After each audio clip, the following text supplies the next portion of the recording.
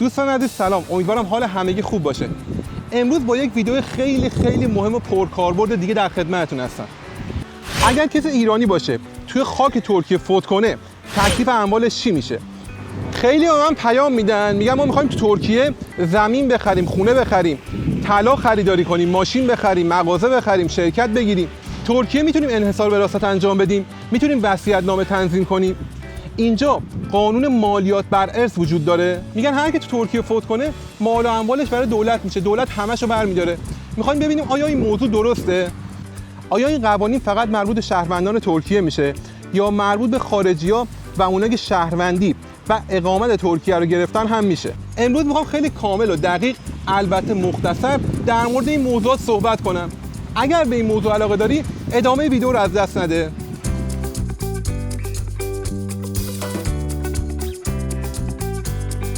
قوانین ارث و میراث توی کشور ترکیه با کشور ما چه فرقی میکنه؟ اگر کسی ایرانی باشه و توی ترکیه فوت کنه، تکلیف اموالش چی میشه؟ ببینید دوستان، من تو شبکه‌های اجتماعی مختلف که داشتم میگشتم دیدم در مورد این موضوع ابهامات خیلی زیادی وجود داره.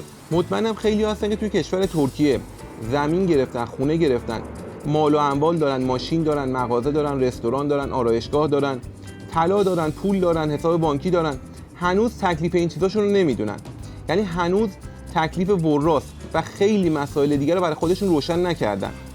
این موضوع خیلی موضوع مهمیه. خواهش میکنم بهش توجه داشته باشید و حتما اگر در ترکیه هر گونه مال و اموالی دارین به این ویدیو دقت کنید و حتما این ویدیو رو برای دوستانتون هم شیر کنید. ببینید تمامی مطالبی که تو این ویدیو میخوام به شما بگم از سایت‌های ترکیه‌ای برداشت شده و اینکه یه سری از مطالبش رو از وکلای ترک هم سوال پرسیدم.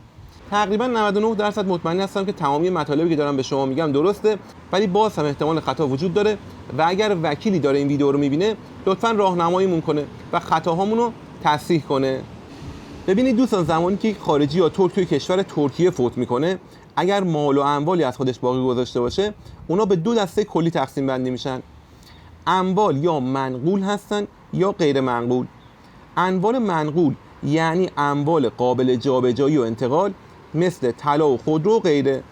اموال غیر منقول هم اموالی هستن که غیر قابل جابجایی هستن، مثل زمین و معدن و چیزهای دیگه. حالا اگر شخص ایرانی چه توی ایران چه توی ترکیه فوت کنه و داخل خاک ترکیه هر گونه مال و اموالی برای خودش باقی گذاشته باشه، طبق توافقاتی که بین ایران و ترکیه شده، کشور ترکیه حق وراثت رو برای تابعین ایرانی به رسمیت شناخته. به طور کلی اگر اموال غیر منقول باشن، یعنی همون زمین و ملک و اینا، باید بر اساس قوانین کشور ترکیه تعیین تکلیف بشن. ولی اموال منقول مثل همون طلا و خودرو و غیره بر اساس قوانین کشور مبدأ بر فرض کشور ایران تعیین تکلیف میشن. حالا این قوانین فقط شامل حال کسانی نمیشه که اومدن اینجا شهروندی ترکیه رو گرفتن و شهروند ترک حساب میشن. کسانی که اینجا اقامت ترکیه رو هم دریافت کردن از مزایای این قانون میتونن استفاده کنن. کلا اینجا اگر کسی شهروند ترک شده باشه و فوت کنه، بیمارستان به دفتر ثبت اسناد و املاک، به اداره تاپوق و ثبت احوال نامه میزنه و از اونا در مورد اموال شخص استعلام میگیره. بعد که اموال این شخص هم مشخص شد، دادگاه به اداره نوتر نامه میزنه، نوتر هم یک نامه تنظیم میکنه، به وراث میفرسته و اونا رو به اداره نوتر احضار میکنه. شخصی هم که اقامت اینجا رو داره، بلاش دو حالت وجود داره: یا اون شخص وصیت‌نامه رسمی تنظیم کرده یا وصیت‌نامه نداره. اگر اون شخص وصیت‌نامه تنظیم نکرده باشه، طبق قوانین کشور مبدأ، یعنی همون کشور خود شخص که بر فرض ایرانه، قانون اعمال میشه و انحصار وراثت انجام میشه. یعنی کشور ترکیه از ایران استعلام میگیره و میگه اگر برای اموال این شخص وارث و وراثی وجود داره، باید به ما اعلام کنید.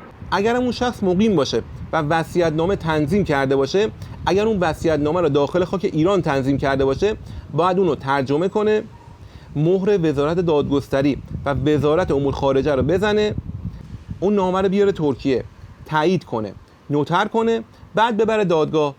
دادگاه هم از وراث میخواد که تمامی مدارک شناساییشون رو بیارن تا تعیین تکلیف بشه. ببینید بچه‌ها، در واقع اگر شخصی توی ترکیه فوت کنه، از همون لحظه که فوت میکنه ورثه میتونن بر اموالش اقدام کنن. یعنی میتونن ادعای مالکیت بر اموالش داشته باشن. تا 6 ماه هم فرصت دارن که تو دادگاه‌های ترکیه خودشونو به عنوان ورثه معرفی کنن، مدارک لازم رو ارائه بدن تا انحصار وراثت انجام بشه. دولت ترکیه هم با توجه به خیلی از شرایط مثل نوع اقامت و خیلی مسائل دیگه میتونه بین 1 تا 30% از ارث اون شخص مالیات کم کنه که باید ظرف مدت 3 سال این مالیات بر ارث پرداخت بشه که معمولا در ماه‌های می و نوامبر این کار انجام میشه. بچه‌ها سعی میکنم توی تصویر جدول مالیات بر ارث هم برای شما بذارم، لطفاً به این جدول خیلی توجه کنید.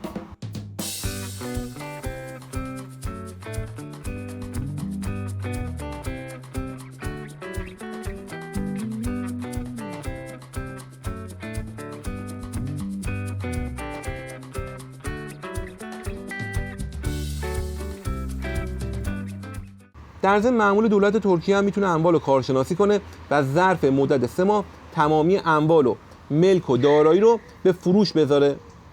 یه وقتی یه شخصی هستش که فوت کرده و چند تا فرزند داره، یکی از فرزندان میخواد تمامی ارث و میراث سایر خواهر برادرانش هم خریداری کنه.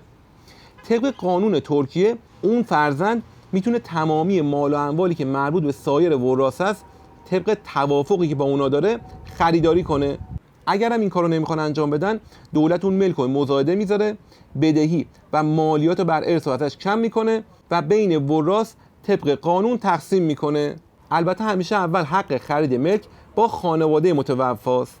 موقع تقسیم اموال غیر منقول هم تو دادگاه‌های ترکیه اسامی وراث از کشور خارجی استعلام میشه، ولی قبلش شخص خارجی باید حتما تو کشور خودش وراث رو تعیین کنه و اینو به اطلاع سفارت ترکیه توی ایران هم برسونه.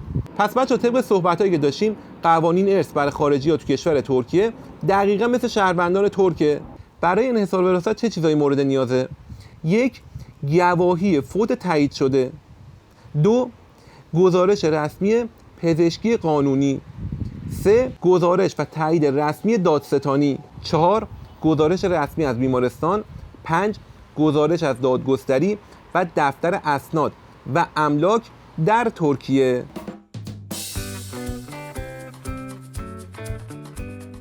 ببینید دوستان، قانون ارث توی ایران میگه که همسر 1/8 اموال رو میتونه ارث ببره و بقیه اموال هم فرزندان دختر نصف پسر میبرن.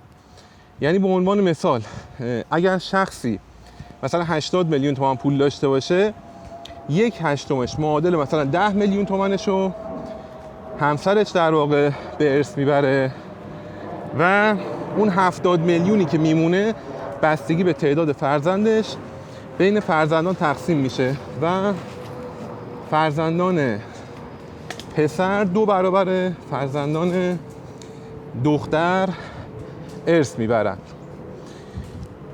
ولی توی ترکیه اینطوری نیستش. توی ترکیه همسر 1/4 ارث میبره و مابقی به صورت مساوی بین فرزندان پسر و دختر تقسیم میشه. گفتن که آقا فرزند دختر هم دقیقاً حق داره مثل فرزند پسر ارث ببره. حالا این ارث و میراث چجوریه؟ یه ذره بریم جزئی‌تر و دقیق‌تر بهتون بگم که فکر می‌کنم براتون خیلی جالب باشه و مهمترین قسمت ویدیو امروزه. ببینید بچه‌ها، کلاً اگر یک شخص توی ترکیه فوت کنه، اون ابتدا 25% همسرش ارث میبره، 75% مابقیشو بین فرزندانش میان تقسیم میکنن. حالا این تقسیم بندی چجوریه؟ هر تعدادی که فرزند داشته باشه، برفرض 3 تا داشته باشه تقسیم به 3 میشه، 10 تا داشته باشه تقسیم به 10 میشه، یکی باشه به همون یکی داده میشه. مثل ایران نیستش که فرزندان پسر 2 برابر فرزندان دختر ارث ببرن. یکی این موضوع، یکی این که اگر شخص فرزندی نداشته باشه، خب 50% اون همسرش ارث میبره، 50% مابقیشو پدر مادرش ارث میبرن.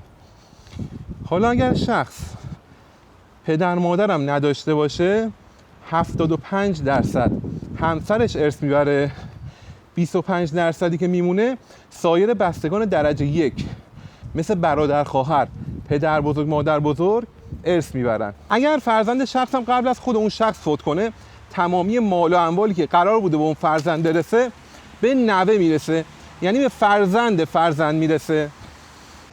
اگر بستگان درجه 1 هم نداشته باشه تمامی اون ارث رو همسر میبره. اگر همسری هم نداشته باشه یعنی هیچ وراثی نداره. دولت تنها در این صورتی که میتونه تمامی اموال رو برای خودش برداره. پس این موضوعی که میگن اگر تو ترکیه مال و اموالی داشته باشین، خونه و زمین داشته باشین، ویلا داشته باشین، باغ داشته باشین، شرکت، رستوران یا هر چیزی که میخواین داشته باشین، بعد از اینکه شما فوت میکنید به دولت ترکیه میرسه، عذرخواهی میکنم کاملا چرت و اشتباهه. این حرفا رو باور نکنید. اینجا حتی اگر طرف بخواد یکی از ورثو از ارث محروم کنه، این کارو میتونه توی دادگاه انجام بده. دوست عزیزم اگر تا اینجای کار از محتوا راضی بودی لایک فراموش نشه و اگر کانال من رو سابسکرایب نکردی خیلی خوشحال میشم که این کار رو انجام بدی.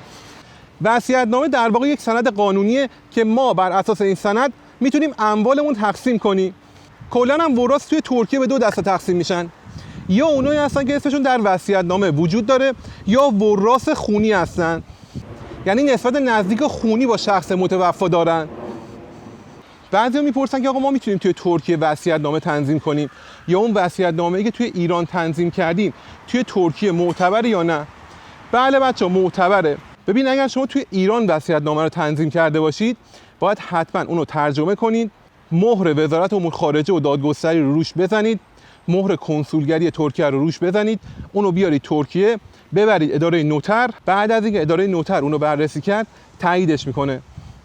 اگر هم شما توی ترکیه میخواید وصیت‌نامه تنظیم کنید چند تا روش دارید.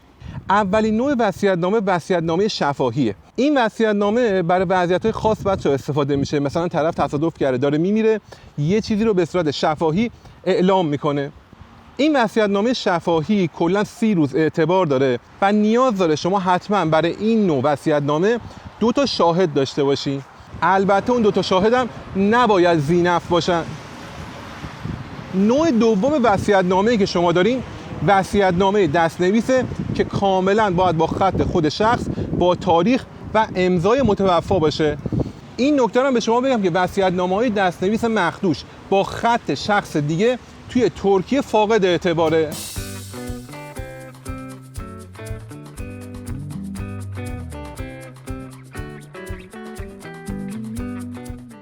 پس شما اگر خارجی هم باشید میتونید از وصیت‌نامه استفاده کنید و دادگاه ترکیه از کشور مبدأ اون فرد خارجی استعلام میگیره. برای تنظیم وصیت‌نامه باید چند تا چیز داشته باشید. اولین مورد دیگه باید حتما بالای 15 سالتون باشه. مورد دوم اصل و کپی پاسپورت مالک به همراه ترجمه رسمیه. مورد سوم 2 قطعه عکس مالکه. مورد چهارم کپی برابر اصل پاسپورت ورثه. مورد پنجم سند ملک یا املاک مورد نظر با کپی برابر اصل اونه. مورد بعدی گواهی سلامت روان، بعدش متن وصیت‌نامه و بعدش هم 2 تا شاهده که ذی‌نفع هم نباشن. در آخر هم باید حتما مترجم رسمی با خودتون ببرین. اینم به شما بگم که شما تمامی این کارها رو باید در دفتر اسناد رسمی یا همون اداره نوتر انجام بدین.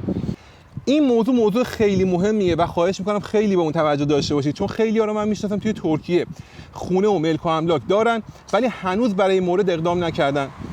موضوعات مرگ و میر دور از جون همه، چه بخوایم و چه نخوایم برای همه ما هست. پس بهتره زودتر به فکر باشیم و اقدام کنیم تا باعث کدورت و دلخوری نشه و کسی هم نتونه از ناآگاهی ما و نداشتن اطلاعات ما سوء استفاده کنه. بازم میگم اگر وکلا و دوستان اطلاعات دقیق‌تر، بهتر و بروزتری دارن لطفاً تو قسمت کامنت ها برای من بنویسن. برای شما و خانواده‌تون همیشه سلامتی آرزو میکنم. تا ویدیو پرکاربرد بعدی خیلی مخلصیم. خدا نگهدار.